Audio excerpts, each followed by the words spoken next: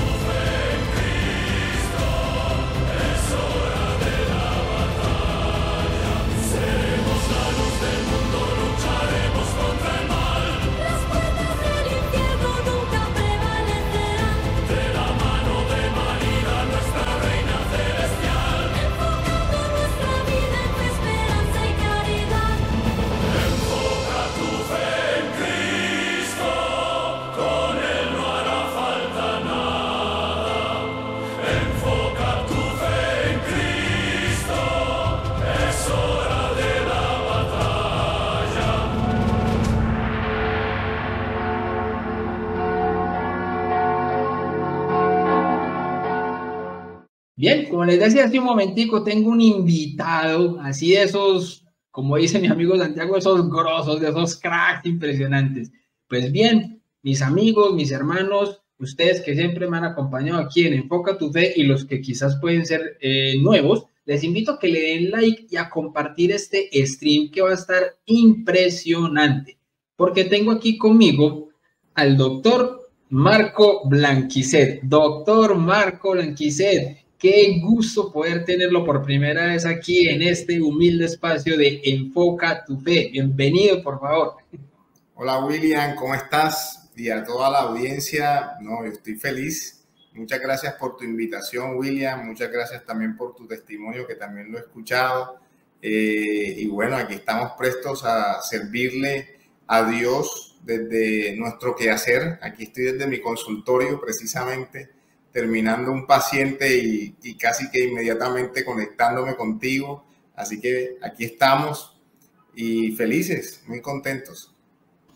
Bendito es el Señor. Eso de entrada, doctor, ya habla muy bien de usted, porque hay médicos, doctores o personas profesionales en el campo médico o de la ciencia que no se prestan para este tipo de entrevistas, este tipo de espaciecito, diría uno por ahí. No, doctor, de verdad, muchísimas gracias a usted por aceptar esta invitación, porque yo sé que va a ser de mucho beneficio, de muchos frutos y de mucha bendición para las personas que están viendo en este momento la transmisión y los que la van a ver más adelante. Por eso, a ustedes, mis amigos, mis hermanos, ya en varios programas lo he insistido de la misma manera y creo que esta no está de más.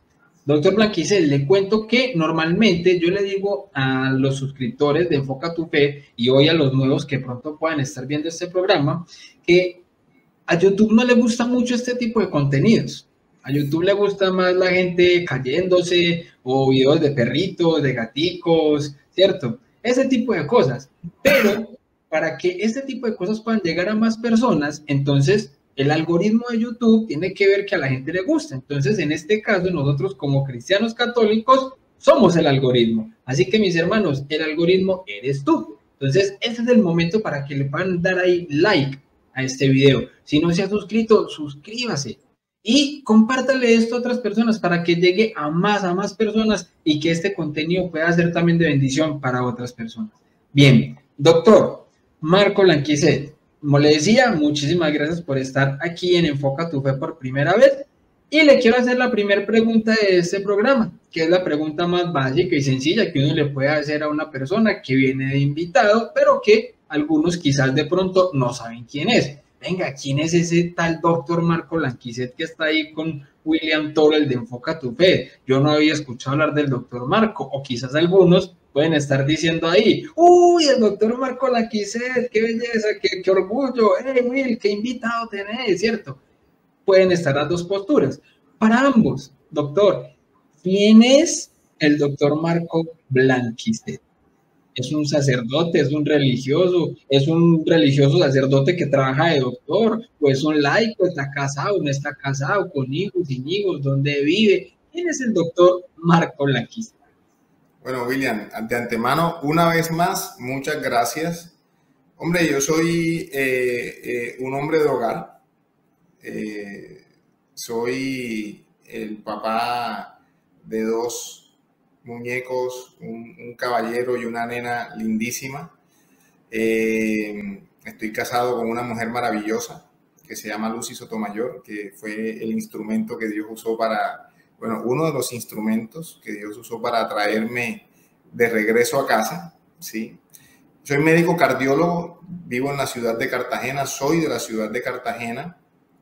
Estudié aquí medicina general en la Universidad de Cartagena y luego de eso nos fuimos a especializar porque mi esposa comparte pues mi misma profesión. Entonces nos fuimos a especializar. Yo siempre digo que nosotros lo hemos hecho todos juntos, incluidos los hijos. Y ahora sabrán por qué, y luego sabrán por qué. Nos fuimos a especializar a la ciudad de Bogotá, en la Universidad del Bosque, hicimos medicina interna en la Universidad del Bosque con el Hospital Santa Clara, y luego me especialicé en cardiología con la Universidad del Rosario y la Fundación Cardioinfantil. Mi esposa Lucy lo hizo en la Clínica Chayo con la Universidad del Bosque, la cardiología.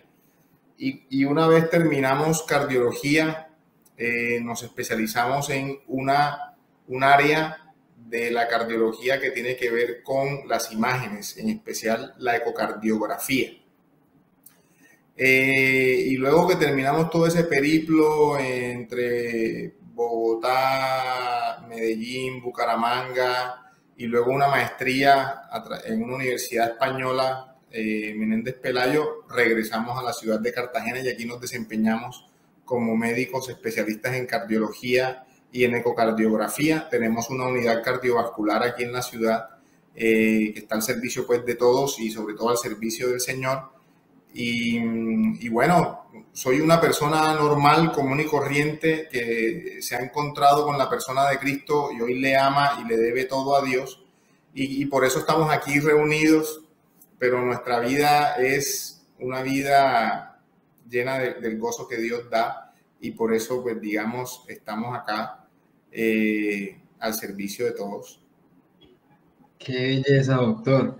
Las diosidencias del Señor que nos va juntando en este caminar de fe que es tan bonito. O sea, personas que quizás en la vida nos imaginamos que nos íbamos a cruzar de alguna manera y el Señor va juntando los caminos siempre con un propósito.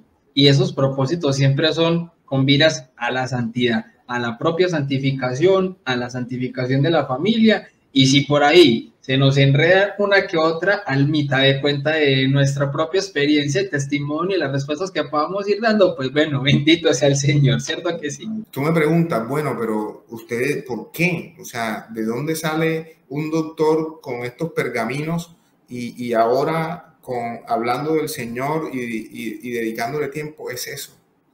Es que el amor de Dios transforma. Y resulta que cuando yo pedía, las pruebas no se me daban porque mi entendimiento estaba cegado. Pero cuando yo comprendía a Dios en su amor infinito, las pruebas se abrieron solas. Y ahí es donde viene la prueba científica. Porque estando en una reunión precisamente, escuché por primera vez de las investigaciones de Ricardo Castañón. Y Ricardo Castañón era un ateo. Ricardo Castañón era un ateo. El hombre que hoy más ha estudiado milagros eucarísticos era ateo. Entonces, si tú me preguntas a mí sobre los milagros eucarísticos, que ya vamos a ver algunos muy interesantes, y me preguntas que si para mí es importante que quien está haciendo la investigación no crea en Dios o sea o no católico, de alguna manera a mí se me convierte en irrelevante.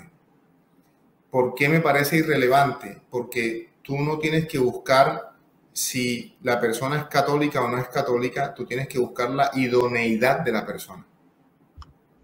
Claro, que se haga un trabajo objetivo. Y o sea, honesto. que no venga con un sesgo ya preconcebido de lo que va a estudiar, sino que en realidad lo pueda hacer objetivamente. Y claro, y puede que también haya gente que vaya a hacer este tipo de estudios ya teniendo una creencia, Sí. una fe específica y todo eso, pero desde que haya una conciencia objetiva en el estudio o en la investigación que se vaya a realizar, eso marca un antes y un después para poder que las cosas lleguen a un buen término. Entonces, fíjate, yo conocí de los milagros eucarísticos, pero previamente yo había conocido a Dios y yo no necesitaba ya pruebas. Y sin embargo conocí las pruebas. Yo busqué las pruebas, pero en el momento que las quería encontrar no las obtuve.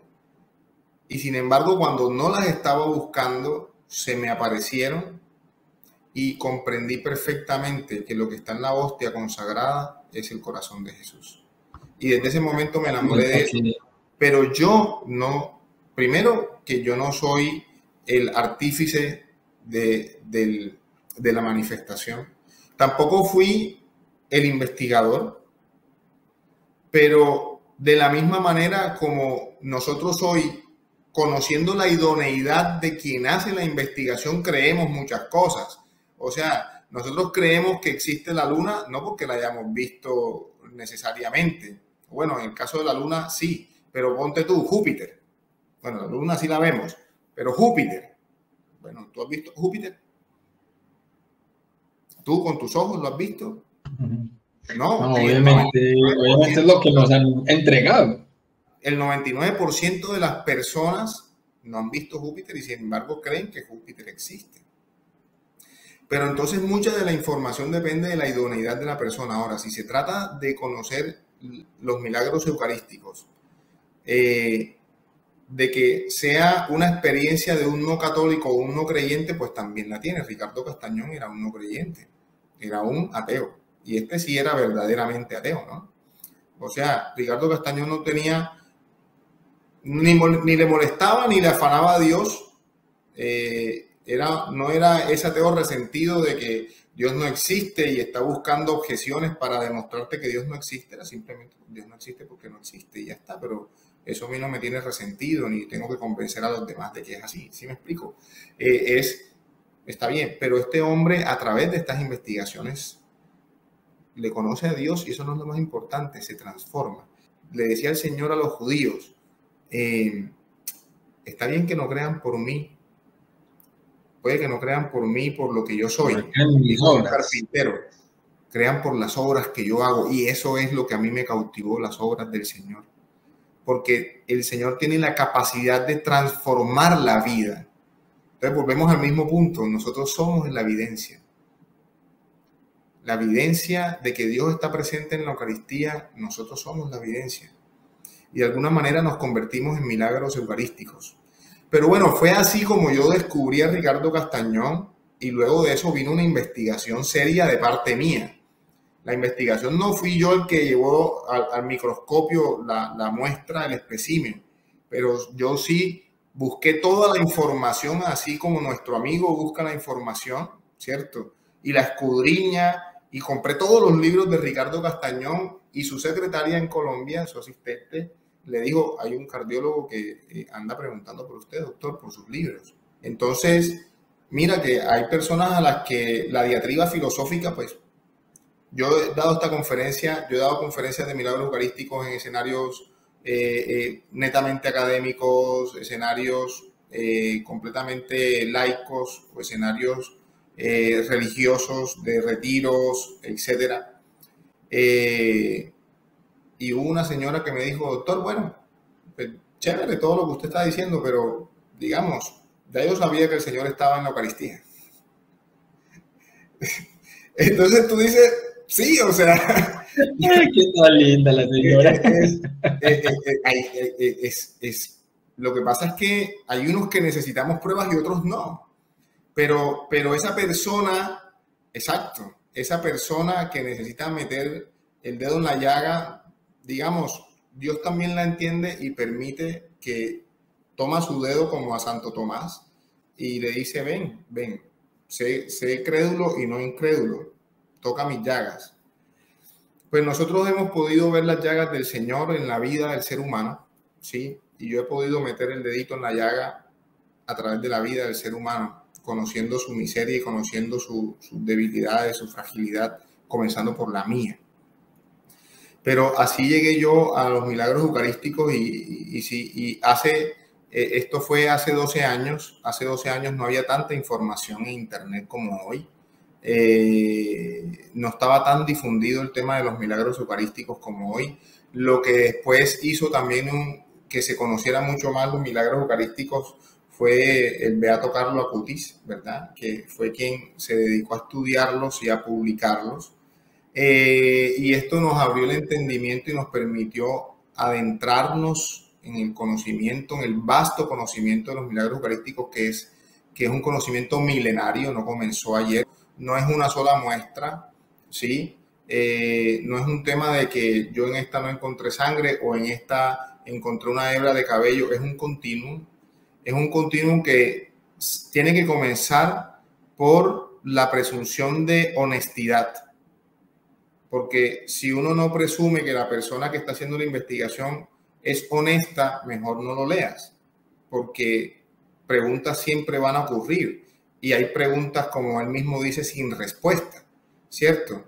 Pero esto es un continuo, o sea, primero se hizo un análisis, se hace un análisis de unas muestras, no siempre las muestras arrojan lo que se espera, ¿sí?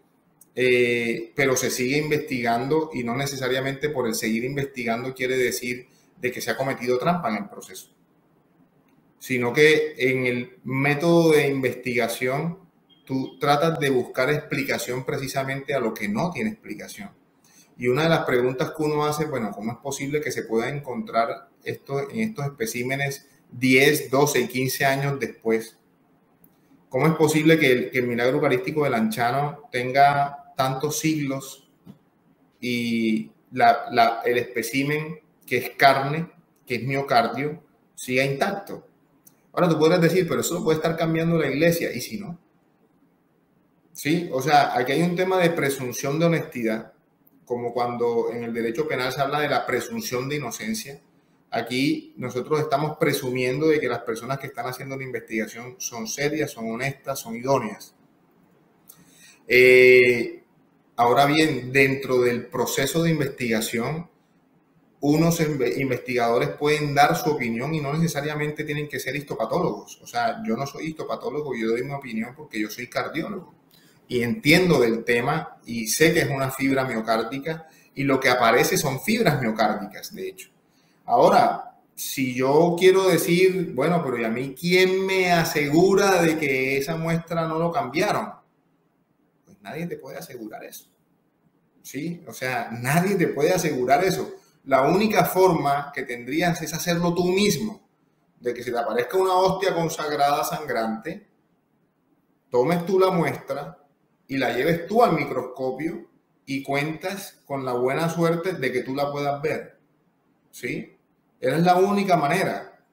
Pero como te digo... Yo a veces, doctor, veo eso como el ejemplo de cuando una persona se va a montar en un avión para ir de un punto A a un punto B. La persona no se para a decir, bueno, primero necesito que me muestren quién es el piloto, si el piloto sí es idóneo para llevarme a mí desde este punto A hasta el punto B, me tienen que ir a mostrar la cabina de que todo esté en regla, de que todo esté en orden, me tienen que demostrar los documentos y los papeles de que el avión está en perfecto estado.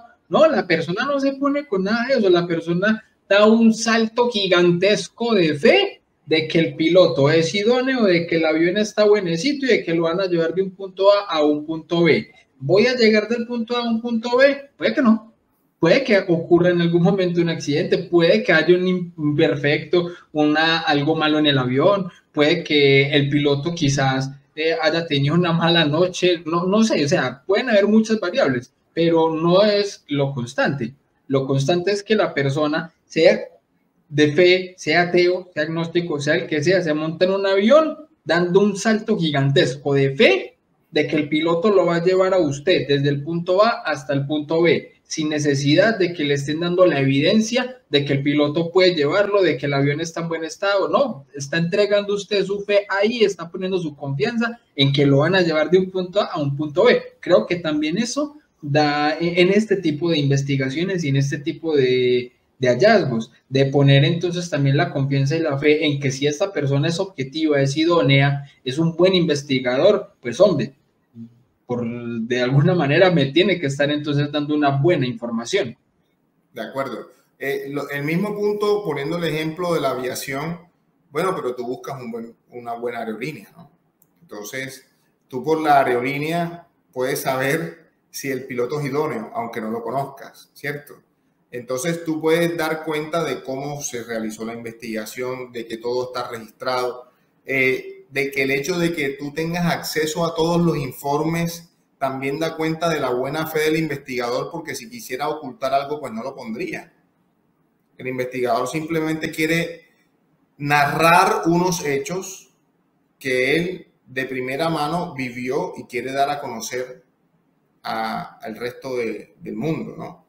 Entonces, eso es como algo muy interesante y es una de las formas como tenemos que interpretar el resultado de los milagros eucarísticos. No sé si quieres que te comparta parte de esa presentación sobre todo el milagro eucarístico de Chilpancingo, México. La persona que se adentra en el estudio de los milagros eucarísticos tiene que ver esto como un universo donde una cosa va llevando a la otra, una investigación va llevando a la otra. Una pregunta hace que busques a otra persona idónea a ver qué le parece pueda ser lo que han encontrado. Que al final, claro, encontrando. Y al final de cuentas, doctor, todo va a quedar.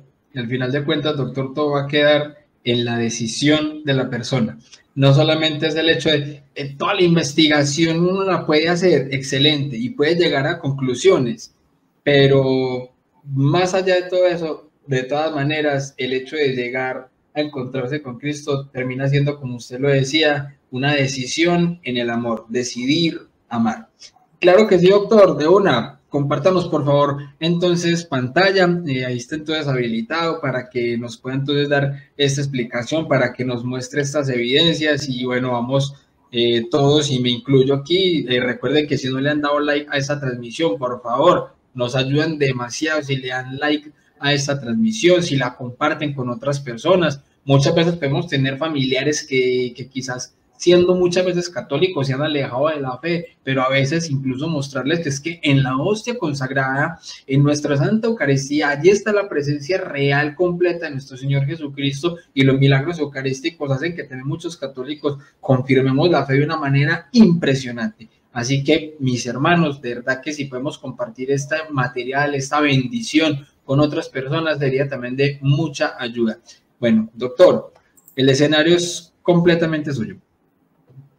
Bueno, aquí estoy en este. ¿Me escuchan bien? ¿Se ve bien? ¿Se ve perfecto ahí? Excelente, doctor, ahí está muy bien. Bueno, muy bien. Mire, de antemano quiero decir que hoy he tomado una decisión. Yo cuento con la autorización del doctor Ricardo Castañón para transmitir toda esta información. Yo soy un médico cardiólogo para los que están llegando recién, que ha dedicado parte de su carrera y de su vida en escudriñar, en conocer y en transmitir el conocimiento que sale o nace o se origina de los milagros eucarísticos. Para el que es neófito en esto, un milagro eucarístico es una manifestación sobrenatural en la que hay diferentes tipos de milagros eucarísticos, pero en este momento nos vamos a referir a los que suceden directamente sobre las especies eucarísticas, es decir, sobre el pan y el vino, ¿sí? Que son milagros eucarísticos que dan cuenta de lo que ya nosotros por fe hemos conocido, de que el pan consagrado en la Eucaristía del rito católico es el cuerpo de nuestro Señor Jesucristo y el vino es la sangre de nuestro Señor Jesucristo. Pero el hecho de que pongamos esto en duda no solamente procede de nosotros, eso desde los judíos, cuando el Señor en Juan 6:53 en adelante les dijo que su cuerpo era verdadera comida y su sangre verdadera bebida, y que el que comiera su carne y bebiera su sangre tendrían vida eterna. Los judíos dijeron, este está loco, nosotros nos vamos de aquí. Y el Señor, conociendo su pensamiento y su corazón, no se puso a explicarles. Él permitió que se fueran. Y se volteó a donde estaban sus apóstoles, sus discípulos en ese momento, y les preguntó, ¿y ustedes también se van? Y uno de ellos les contestó, Señor, ¿a dónde vamos a ir si solo tú tienes palabra de vida eterna? Pues eso a mí también me pasó. Algún día el Señor me preguntó, ¿y tú también te vas? Yo le dije, Señor, ¿a dónde voy a ir si solo tú tienes palabra de vida eterna? Quiero hacer énfasis en este milagro eucarístico, que es el de Chilpancingo, México, ¿sí? Un sacerdote estaba cerrando un retiro espiritual y estaba celebrando una Eucaristía, y en el momento de la comunión una religiosa fue a dar la comunión, y en el momento de entregársela al feligrés, la hostia presentó una efusión rojiza, que es lo que ustedes pueden observar aquí. Pues aquí está la evidencia de que el sacerdote decidió inmediatamente mostrarla, ¿cierto? Ustedes se preguntarán, bueno, pero ¿y cómo nos consta de que a esa hostia no le pusieron sangre, alguien no se cortó y le cayó la sangre encima? Todas son preguntas válidas, ¿sí? Y aquí está el padre Leopoldo, el sacerdote, el presbítero Leopoldo, mostrando que efectivamente la hostia consagrada había tenido una efusión rojiza. Y con esta efusión rojiza, él decide inmediatamente presentarla a la feligresía. Y le preguntaron por qué, y él dijo, bueno, algo parecido me había ocurrido muchos años atrás y me obligaron a consumirla. Entonces, primer punto, fíjense que ni siquiera dentro de todos los católicos y de las jerarquías de la iglesia, no todos están de acuerdo ni aceptan este tipo de manifestaciones, y eso es válido, ¿sí? O sea, por eso se necesita una investigación.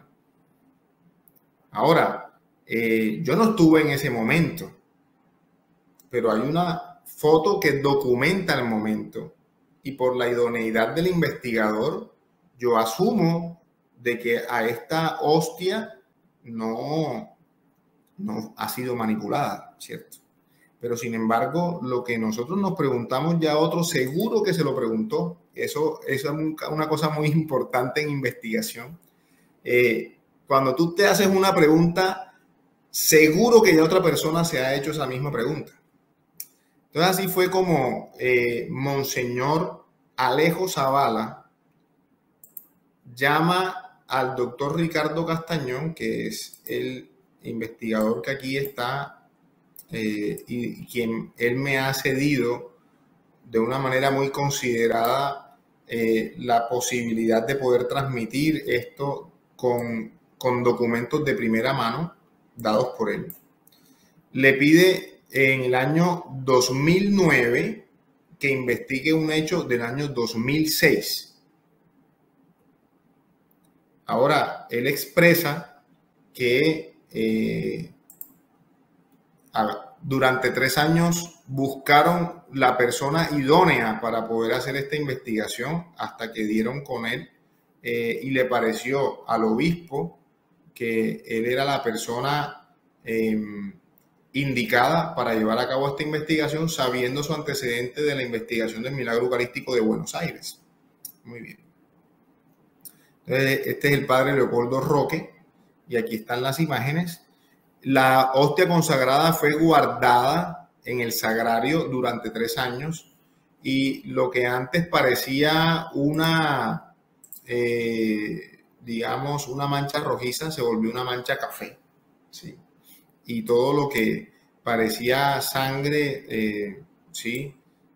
Dentro del relicario, dentro de la custodia, donde se depositó la hostia, se transformó en una mancha oscura, ¿sí? Aquí lo podemos observar. Y seca, y pues la hostia consagrada pues ya estaba dividida en 2, ¿no? Bien. Pero entonces Monseñor Alejo Zavala se hizo una pregunta: doctor, nosotros necesitamos saber si efectivamente esta sangre procede del interior de la hostia o procede del exterior de la hostia. Y ellos llevaron a cabo un análisis de la sangre a través de luz,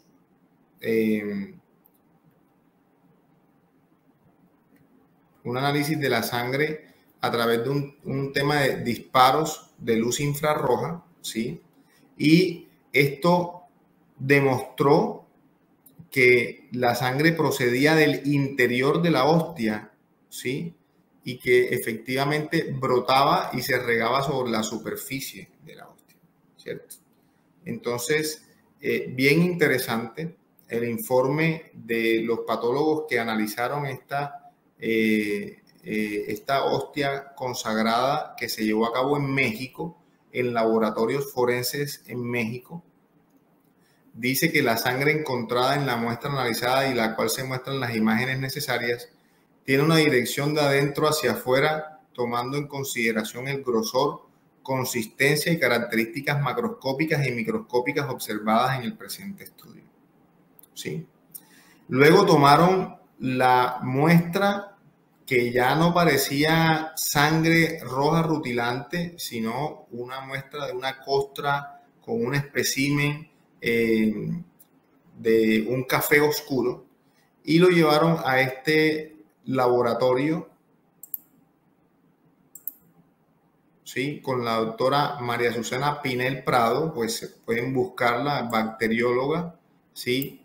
Máster en genética forense, licenciada en bioquímica y farmacia, y ella demuestra la presencia de sangre tipo AB RH negativos. Dice, las muestras secas se reconstituyeron en solución salina tamponada estéril, fotografías adjuntas. En el libro pueden encontrar todas, pueden buscar cuál es el laboratorio de bioquímica, el Genex, exámenes de genética bioquímica, y ellos expresan claramente de que la muestra es una hostia, ¿sí? y eso es lo que se está estudiando. Muy bien.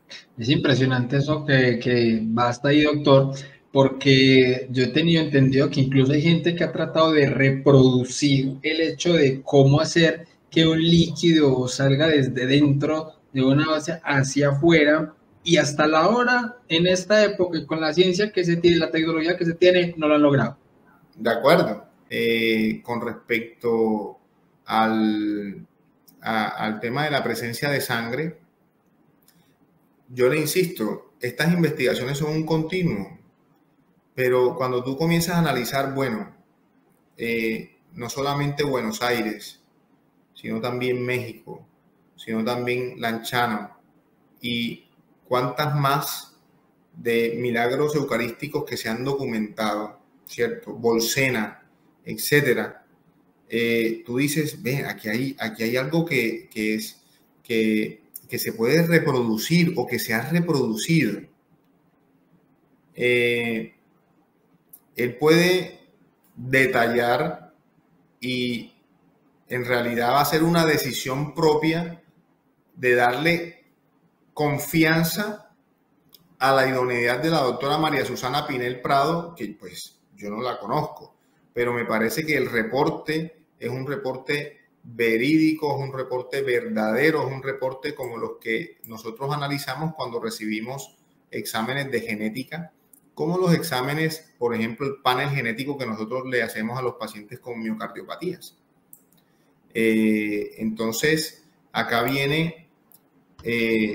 Es, doctor, como cuando uno confía en el criterio médico a la hora que le dicen, bueno, usted tiene tal cosa. Uno no tiene cómo saber lo que tiene por dentro ni nada, pero si le hacen a uno un examen médico y le dicen el examen médico, lo que dice y lo que interpreta el médico es que uno tiene X enfermedad y se va a tratar de esta X manera, pues uno, aunque no conozca el prontuario del doctor, pues uno confía en su criterio médico porque pues para eso estudió, ¿no?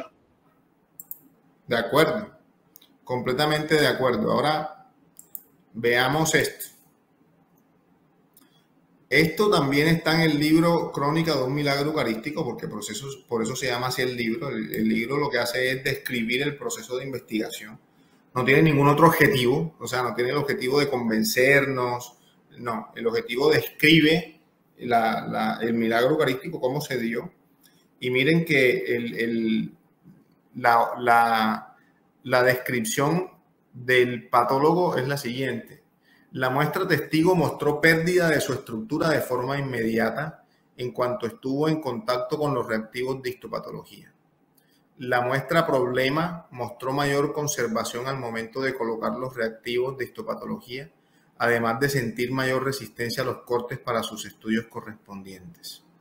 Entonces ellos usaron dos muestras, una muestra testigo y una muestra que fue la muestra problema, y consideraron o describen más bien que esta muestra fue mucho más resistente a los reactivos y a todos los estudios. La muestra en estudio ofreció los siguientes resultados: positivo a técnica de hematoxilina y eosina, técnica histopatológica; positivo a técnica de meloperoxidasa, técnica de inmunohistoquímica; positivo a técnica de glucoforina A, técnica de inmunocitoquímica; y positivo a sangre humana con grupo sanguíneo con tipicidad AB. Como se muestran las imágenes del análisis correspondiente, se infiere que A. La muestra problema presenta salida de sangre de su interior hacia su periferia, es decir, la sangre proviene del interior al exterior, coincidente como un gran vaso que sangra al ser lacerado en su estructura anatómica. Se descarta la posibilidad de que el sangrado provenga de afuera hacia adentro, toda vez que la estructura histológica que se muestra y observa de la hostia presenta diversos medios de absorción y estos no permiten el ingreso de la sangre hacia su interior, confirmando la primera teoría que proviene del interior de la hostia. En relación a... O sea que en esta... O sea, una diferencia, por ejemplo, de este estudio con el de Buenos Aires es que, por ejemplo, aquí esta doctora sí sabía que la muestra provenía de una hostia. Correcto, exactamente. Okay. Entonces, mira que es que también el investigador va ganando experiencia, ¿no? Él ya tuvo la primera experiencia con el milagro eucarístico de Buenos Aires y los resultados son los que están arrojados. O sea, de eso no hay duda, pues por lo menos para mí como investigador de todos estos procesos o de sucesos, no hay duda, pero bueno, la duda metódica puede existir para cualquiera y es válida. Y en este caso, pues se sabía de dónde se procedía, pero había una directriz específica del obispo de necesito que me digan esto cómo es y de dónde procede, y de una persona objetiva que no sea de la Iglesia Católica, o sea, me refiero de la institución de la Iglesia Católica, porque es que uno puede ser católico, pero no hace parte del clero católico, ¿cierto? O sea, de quienes van a definir en últimas si esto es milagro o no es milagro, nos guste o no, seamos creyentes o no, quienes definen si existe un milagro es el obispo, ¿sí? Y eso claro, pues, ¿no? Y de hecho, doctor, que más de un ateo agnóstico incluso es católico, porque muchos de ellos han sido bautizados de bebés y que hayan abandonado la fe más adelante, de todas maneras hacen parte del cuerpo de Cristo. Y me parece muy importante y muy curioso es que, bueno, curioso no, importante a resaltar, y como está ahí también resaltado en amarillo, siempre los milagros eucarísticos es el mismo tipo de sangre. Correcto, sí, es el mismo tipo de sangre. Ahora dice, en relación a los estudios de genética, ahora, pero mira, hay algo que resaltar también aquí. Salida de sangre de su interior hacia su periferia, es decir, la sangre proviene del interior al exterior, coincidente como un gran vaso que sangra al ser lacerado. Pero espérate, estamos hablando de un pedazo de pan, ¿sí? Ahora, sí, o sea, yo puedo poner en duda de que en realidad esa muestra sí sea lo que le están presentando, toda esa duda es válida, pero si toda esta información es idónea, si el laboratorio de genética forense es idóneo, si el obispo que está pidiendo está con una, digamos, tiene un interrogante veraz, una posición objetiva. Él no está diciendo esto es, él está diciendo necesito que me aclaren qué es y para eso vamos a usar la ciencia. Eso también da cuenta de la idoneidad de la investigación, porque si en realidad se quisiera hacer un montaje de todo esto, pues mira, honestamente, esto no puede ser un montaje por el simple hecho de que ya se hubiera descubierto. Ahora, esto tiene muchos detractores y puede generarse una cantidad de interrogantes o se puede difamar también a una persona con el objetivo de que dañando al investigador o dañando la idoneidad del investigador, yo daño el resultado de la investigación, ¿no? Como hacen los abogados en los debates de penales, ¿sí? O sea, yo daño la idoneidad o la honestidad o la imagen pública del testigo y de esa manera daño la evidencia que él me trae. Eso también puede pasar. Pero los milagros eucarísticos los estamos lidiando desde hace décadas y siglos y siguen ahí vigentes, ¿sí? Entonces, eso también da muestra de que estos estudios se han hecho con bastante seriedad. En relación a los estudios de genética de la muestra en estudio, no fue posible extraer cadenas poliméricas aún y cuando se intentó amplificar los marcadores. Las muestras de milagros eucarísticos, esas muestras mínimas de ADN, nunca se han podido amplificar. Y la razón por la que no se han podido amplificar, mi querido amigo, es porque es la sangre de Dios. Y la ciencia no va a ser nunca capaz de amplificar esto. De pronto esta respuesta no le parece suficientemente científica, pero hay un hecho veraz, hay un hecho concreto.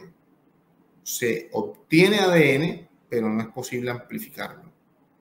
Y la única vez que se ha amplificado, se descubrió que esa sí no era una muestra de un milagro eucarístico verdadero. Entonces, teniendo como resultado que únicamente se ha identificado material genético sin la posibilidad de extraer su cadena proteínica que indiquen su origen real o parentesco con alguna persona o en su caso algún rasgo genético que me permitiera realizar la comparativa con algún perfil genético. Es decir, esta muestra no han podido identificar a qué persona le pertenece o su parentesco. El estudio inmunológico manifiesta que la sangre es de naturaleza humana y la prueba inmunohistoquímica permite afirmar con toda objetividad y certeza que pertenece al grupo sanguíneo AB. Ahí está. Eduardo Sánchez Lazo, ¿sí? Médico cirujano de especialidad en medicina legal y forense, certificado por el Consejo Mexicano de Medicina Legal y Forense. Ahí está la evidencia, mi querido William, ¿no? O sea, esto es algo que es, obviamente, cada quien tiene que analizar y definir si decide o no decide creer. Aquí está el análisis cuando se estuvo identificando si correspondía exactamente o no a sangre humana, ¿cierto? Y hay videos de eso. Esto de hecho es un video, pero que no corre por el formato en el que me fue transmitido. Eso es un video. Y aquí él hace referencia también a los estudios que se dieron del Sagrado Manto, ¿cierto? Donde se tomó una muestra de un remiendo que no correspondía precisamente a la muestra completa y por lo tanto el carbono 14 no dio de la época de Jesús y por eso también se tejió un manto de duda acerca de si era o no veraz el manto que cubrió nuestro Señor en la tumba, ¿no? Claro. Aquí también está el doctor Ricardo Castañón con los diferentes investigadores haciendo los respectivos análisis con luz, si no estoy mal es una luz ultravioleta, ¿cierto? Para hacer el análisis de la procedencia de las muestras. Y miren esto que también muy interesante, que es muy bonito, porque esta muestra de 2006, que ya era una mancha café oscura, cuando comenzaron a estudiarla nuevamente y escarbaron un poco parte de la muestra, encontraron que brotaba otra vez una sustancia muy parecida a la sangre roja rutilante que nacía del interior de la hostia, dando cuenta de sangre fresca, ¿cierto? Y que aquí, sin lugar a dudas, una vez más diciendo, si creemos en la idoneidad de la investigación, si no creemos en la idoneidad de la investigación, no hay nada que hacer. O sea, simplemente pues decidimos no creer y ya, ¿cierto? Pero mira, aquí están las imágenes y está la sangre fresca brotando del interior de la hostia.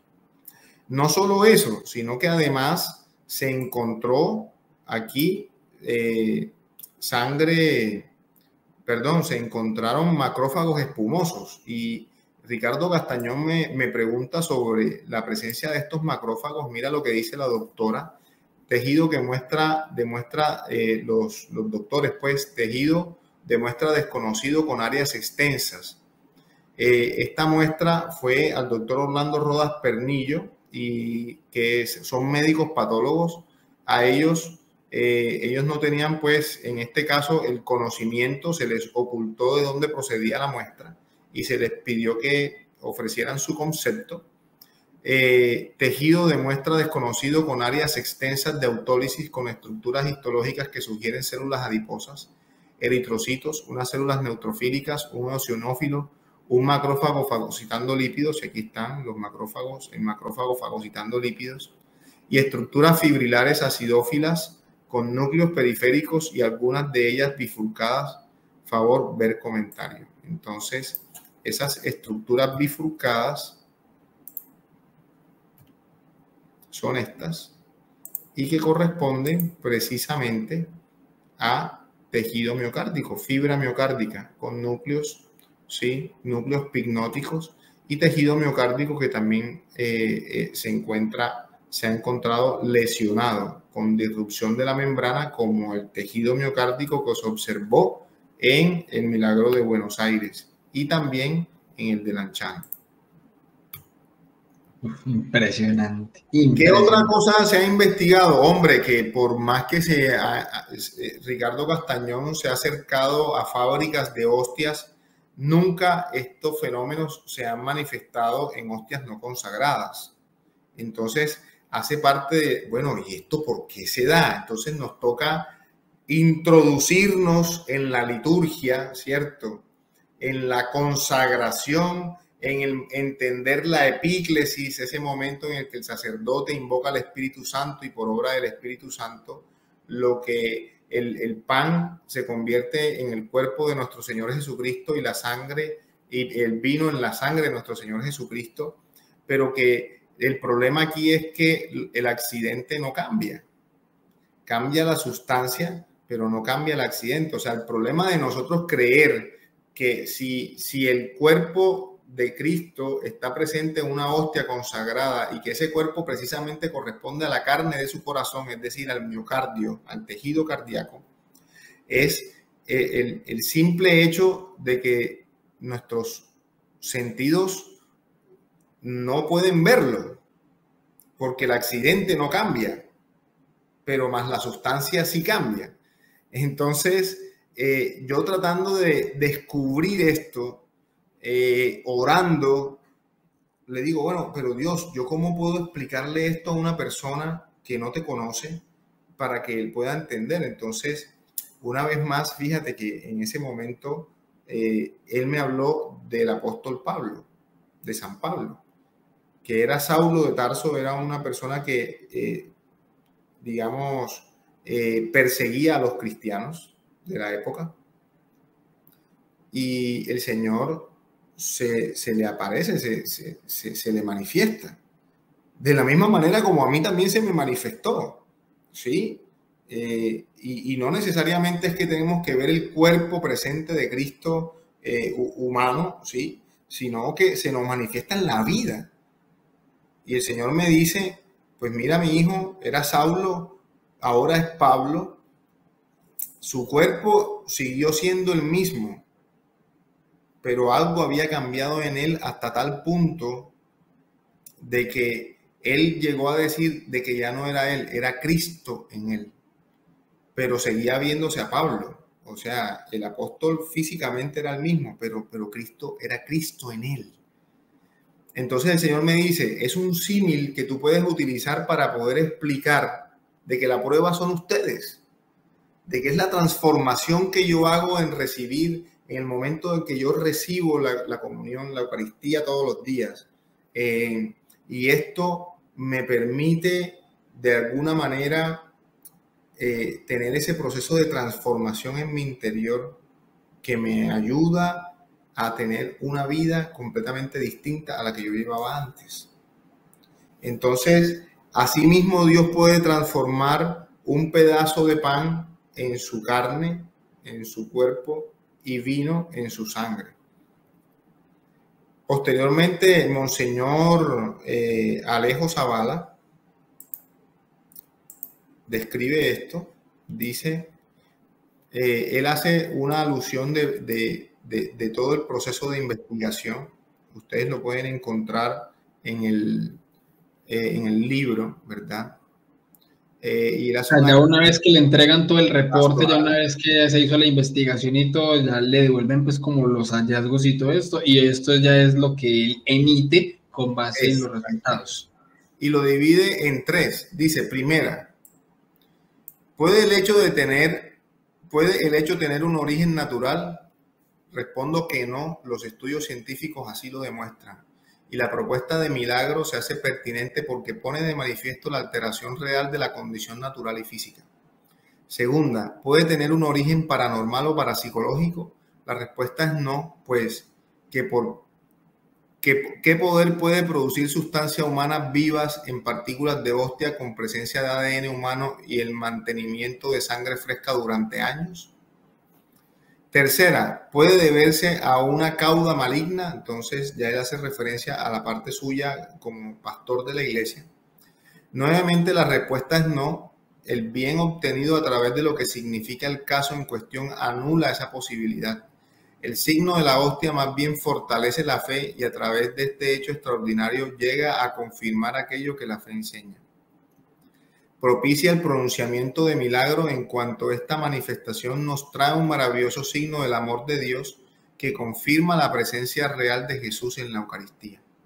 Por estos antecedentes propicios para la fe católica, invocando el nombre del Dios Altísimo, Padre, Hijo y Espíritu Santo, el nombre de María Santísima, el de su esposo San José y el de nuestros santos mártires David y Margarito, en mi condición de obispo de la diócesis de Chilpancingo, Chilapa, reconozco el carácter sobrenatural de la serie de eventos extraordinarios descubiertos en la hostia consagrada sangrante de Tixla.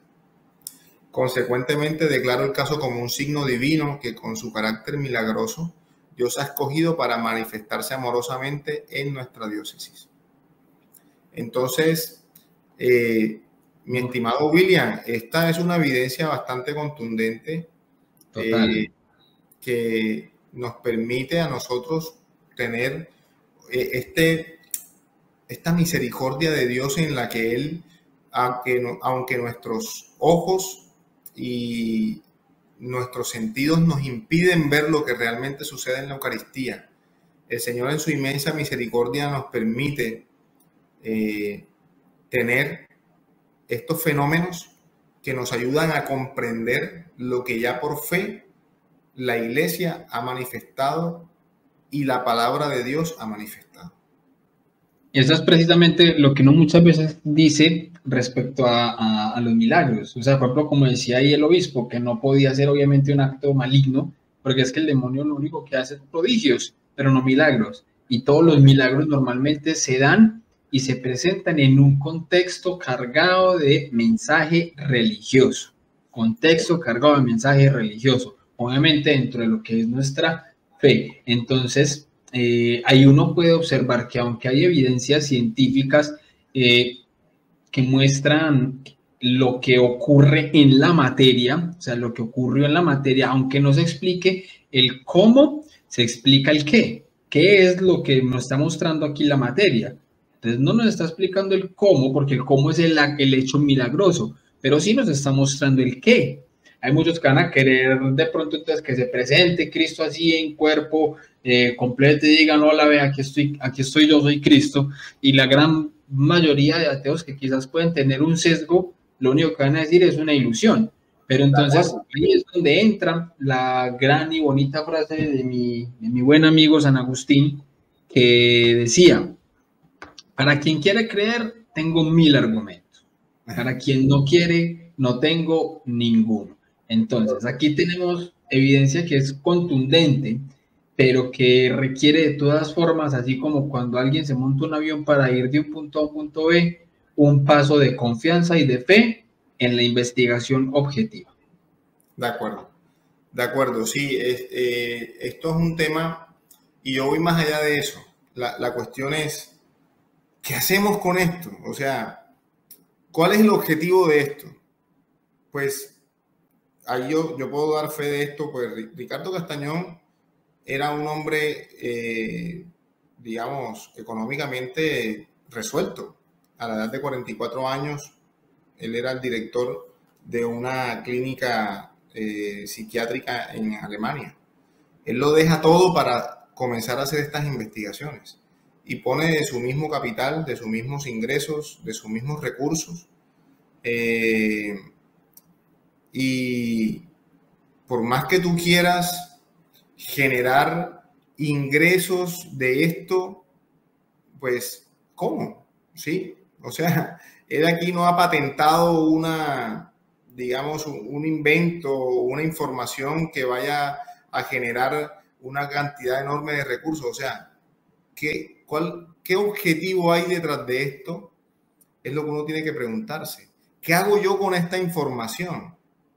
¿Cuál ha sido el objetivo de llevar a cabo tantas investigaciones y utilizar recursos importantes para poder llevarlas a cabo? Porque cada muestra de estudio cada estudio de estas muestras es súper costosa porque son de pequeñas muestras. Entonces, ¿cuál es el objetivo? Ahora, por ejemplo, en mi caso particular, yo no cobro por esto. No, ni me interesa convencer tampoco a ninguna persona. Yo solamente quiero mostrar al buen Dios, al Dios que me transformó la vida. Y que yo sé que si lo hizo conmigo, puede hacerlo con cualquier otro. Al Dios que, por ejemplo, me regaló 2 hijos. Y ese es el otro punto que es bien interesante, porque ahí va el bonus track de esto, ¿no? Y ocurre que, por ejemplo, yo no podía tener hijos, William, y mi esposa tenía una endometriosis severa. Hicimos diferentes procedimientos, recanalización de trompas, cirugías de endometrioma. Las trompas estaban dañadas, llenas de fibrosis. Las intentaron recanalizar y no podíamos tener hijos. No podíamos tener hijos. ¿Y qué pasó? Pasó que regresamos a Cartagena después de haber terminado nuestro proceso de especialización. Y estando en Cartagena el 15 de junio de 2015, un año después de haber llegado a Cartagena, yo le dije a mi esposa, mi amor, tengo unas ganas de ir a misa. Y ella me dijo, pues yo también. Yo le dije, pues vamos. Y listo, fuimos a misa. Y en medio de la Eucaristía, yo sentí en mi interior un conocimiento, no fue una voz, fue un conocimiento que me decía, tu esposa está embarazada. Y aunque, digamos, yo traté de resumir 12 años de vida en esto, yo todavía la razón interfiere con la fe, ¿no? Entonces yo dije, ese soy yo que quiere que mi esposa esté embarazada. Pero 3 veces tuve ese conocimiento, tu esposa está embarazada. Pero yo dije, no, este soy yo. Entonces se terminó la Eucaristía y yo salí, pero yo necesitaba ir al baño y camino al baño está el oratorio de la parroquia. Y yo ingresé al oratorio porque cuando pasé por ahí dije, si ya tú estás convencido de que Dios está presente en la Eucaristía, tú sabes que la persona de Cristo está ahí y tú no puedes pasar al lado de ella sin saludarle. Entonces ingresé y cuando entro, le miro al Señor y el Señor me dice, tu esposa está embarazada. Yo le dije, Señor, tú me estás hablando, tú te estás manifestando en mi vida. Entonces ahí me puse muy nervioso porque dije, esto no es mío. O sea, el Señor me está diciendo que mi esposa está embarazada. Y ya nos íbamos y me subí al carro, mi esposa también. Y cuando íbamos camino a la casa, yo no aguanté más y le conté, oye, mi amor, he tenido esta situación en la Eucaristía y el Señor me ha manifestado de que tú estás embarazada. Y bueno, ahí viene la duda, ¿no? Porque pues mi esposa había sufrido mucho, habían sido 6 años de búsqueda de hijos y no habían llegado. Con todo y que ya nos habíamos encontrado con el Señor y le servíamos y no habían llegado los hijos. O sea, nosotros le pedíamos el milagro y el milagro no había llegado. Entonces mi esposa dijo, no, mi amor, yo no creo que yo esté embarazada. Yo apenas tengo 2 días, apenas tengo 2 días de atraso. Yo le dije, ¿cómo? O sea, ¿y tú por qué no me habías dicho? No, pues porque otras veces ha pasado y no ha pasado nada. Entonces yo me desilusioné, yo dije, no, pero acto seguido dije, yo no le voy a creer a mi Dios. Yo no le voy a creer al buen Dios que me sanó, al que decidió amarme primero, ¿cierto? Al que transformó mi vida, al que me sanó de la depresión, al que me dio un motivo para el cual vivir. Y yo dije, pues yo decido creerle. La decisión, William. Yo decido creerle. Bien. Pues como decidí creerle, cuando tú creer es un verbo, William, no es un sustantivo. ¿Sí? Y a veces uno cree que el creer es una palabra que no implica acción. El creer es una acción, te tiene que llevar a la acción. Entonces yo decidí creer y por lo tanto paré mi carro y compré una prueba de embarazo. Iba nervioso, como si hubiera dejado embarazada a mi novia de 15 años. Iba nerviosísimo. Fui con voz bajita, los costeños que hablamos muy fuerte, y con voz bajita fui, dame una prueba de embarazo. Y yo dije, pero si la que está embarazada se supone que es mi esposa. Y yo, ¿por qué tengo que tener miedo? Y bueno, me subí al carro, silencio total, un silencio total. Y cuando íbamos en el ascensor hacia el apartamento, mi esposa es médico, ¿no? Es cardióloga también. Me dice, amor, yo me voy a hacer la prueba de embarazo, pero si yo no estoy embarazada, no pasa nada. Y yo le dije, no señora, usted está embarazada. Pero yo se lo afirmé, usted está embarazada. Firme. Yo había decidido creer. Ella se fue al baño, la media hora más larga de mi vida. Yo me fui al oratorio y abrí la palabra de Dios, Hebreos 11:1, William. La fe es la prueba de lo que no se ve, la garantía de lo que se espera. Pues mi esposa salió llorando del baño. Estaba embarazada de nuestro primer hijo. Pídele a la ciencia que me explique eso, William. Que yo supe primero que mi esposa, que ella estaba embarazada. Entonces yo soy un hombre de ciencia, pero hay cosas que la ciencia no me puede explicar. Como por ejemplo que yo fui la primera persona sobre la faz de la tierra que supo que mi hijo estaba en el vientre de su madre. Marco Felipe ya tiene 8 años y 2 años después, sin pedirla, aunque sí la habíamos pedido porque nosotros habíamos pedido 2 hijos y le teníamos nombre Marco Felipe y María Lucía, llegó María Lucía. Sí la habíamos pedido, pero ya sabíamos que Dios era capaz de hacer eso. Y el ginecólogo me dijo, Marco, yo no sé tú cómo tienes hijos con Lucy, porque las trompas de tu esposa están completamente dañadas. Cuando hizo la cesárea y vio el útero y las trompas estaban defectuosas. William, tú podías decirme muchas cosas, ¿sabes? Tú me podías decir, hombre, doctor Marco, pero ha podido ser una casualidad, de pronto usted lo sospechaba. Quién sé yo, intuición médica, de pronto viste que tu esposa estaba un poquito diferente y eso te hizo sospechar. Bueno, o sea, tú puedes decirme lo que tú quieras, lo que nunca me podrás quitar es que el Señor a mí me lo dijo porque lo dijo mi corazón. Y ahí está la prueba. Sí. Amén, o sea, totalmente. Podrán hacer 1.000.000 de elucubraciones, pero a mí nadie me podrá quitar de que Dios me manifestó que mi esposa estaba embarazada. Y así fue, y ni siquiera ella lo sabía. ¿Y quién es la prueba? Yo soy la prueba de eso. Por eso el Señor esta tarde me dice, tú eres mi prueba. William es mi prueba. Ustedes son mi prueba. Yo no Totalmente, doctor. Y por eso le voy a hacer una pregunta a usted como doctor. Y aunque yo sé que es cardiólogo, pero resulta, doctor, que, a ver, si una persona tiene un hemotórax espontáneo, ¿cierto? Y que para los que de pronto no dan es que se le desinfla a uno el pulmón y le queda como una uva pasa por unas bulas de aire comprimido adentro del pulmón, y le hacen una ecografía y le ve que los 2 pulmones están iguales, pero solamente hay desinflado uno, o sea, hay otro que está próximo a que le pase lo mismo. Bueno, fui yo, luego de mi conversión. Resulta que yo fumé desde los 11 años hasta los 27, el día que salí del retiro, donde me convertí.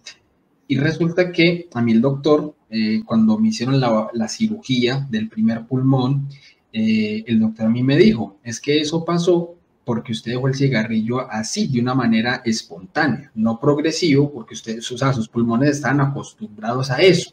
Entonces, el momento en el que usted lo deja así de sopetón, sus pulmones entran como en una especie de colapso, porque tratan de respirar bien, pero ya no podían hacerlo.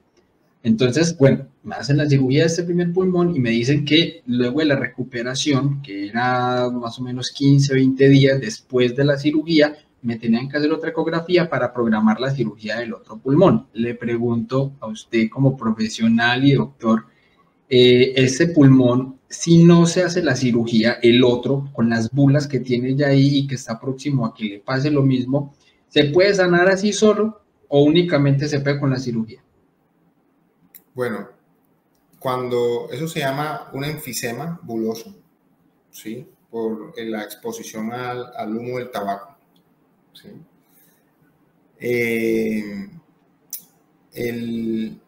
Digamos, una vez el pulmón ha perdido su arquitectura y su estructura y se forman unas bolsas, que son las que se rompen con facilidad,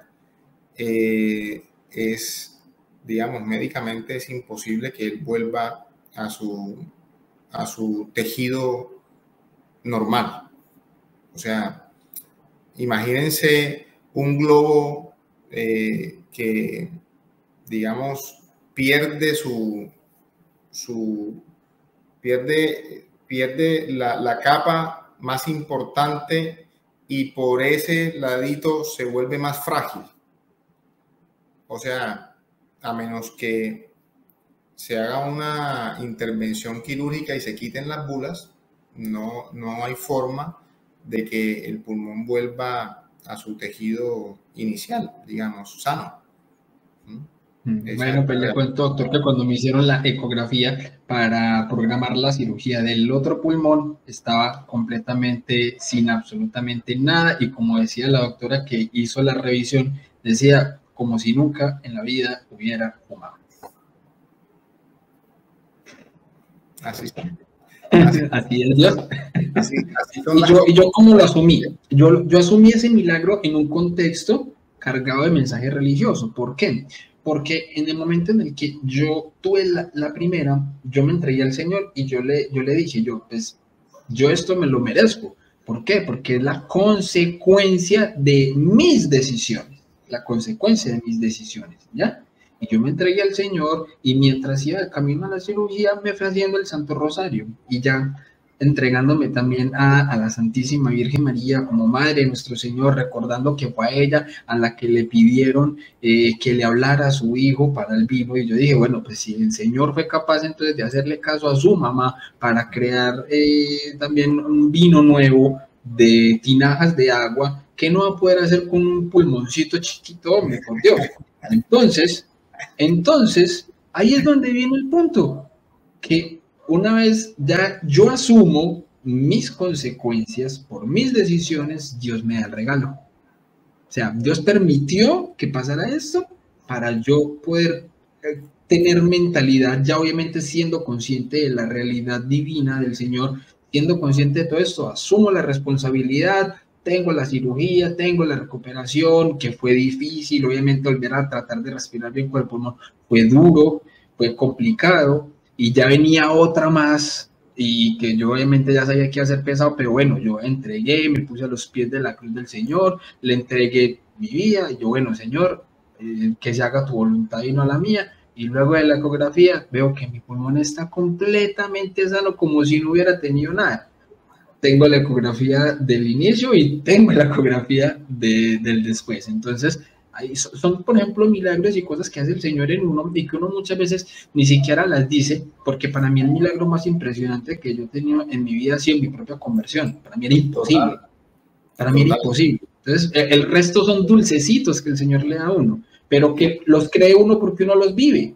Pero una persona que quizás no cree o no tiene la misma fe que pueda tener uno ya en este camino del Señor, uy, ¿será que creo? ¿Será que no creo? Pues a mí no me ha pasado, ¿cierto? Pero yo lo puedo decir porque a mí me pasó.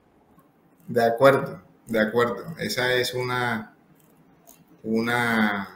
digamos, un hecho verídico que pues no necesita ya corroboración, ¿no? Es como lo importante aquí de la conclusión a la que tú y yo hemos llegado sin siquiera conocernos, ¿no? Es que efectivamente la manifestación de Dios es tal de que ya llega un momento en que tú dices, mira, no me parece, me sorprende, pero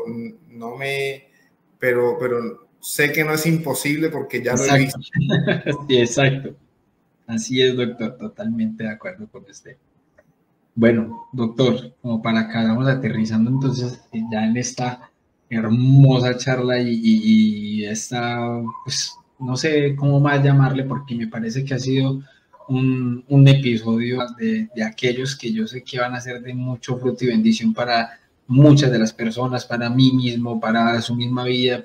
Doctor Marco, unas palabras finales, un consejo para las personas que están en este momento buscando al Señor y quizás están honestamente buscando la verdad y quizás todavía no la han encontrado o han encontrado parte de la verdad.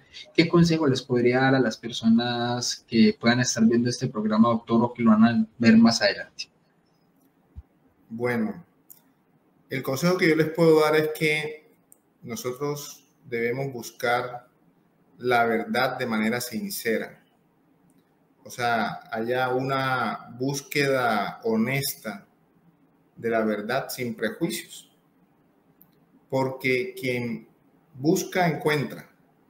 Y si tú verdaderamente, valga la redundancia, estás buscando la verdad, la vas a encontrar.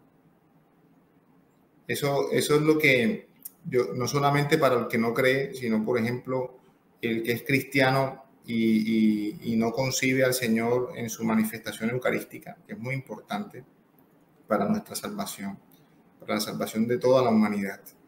Jesús en la Eucaristía es la piedra angular que la humanidad está esperando.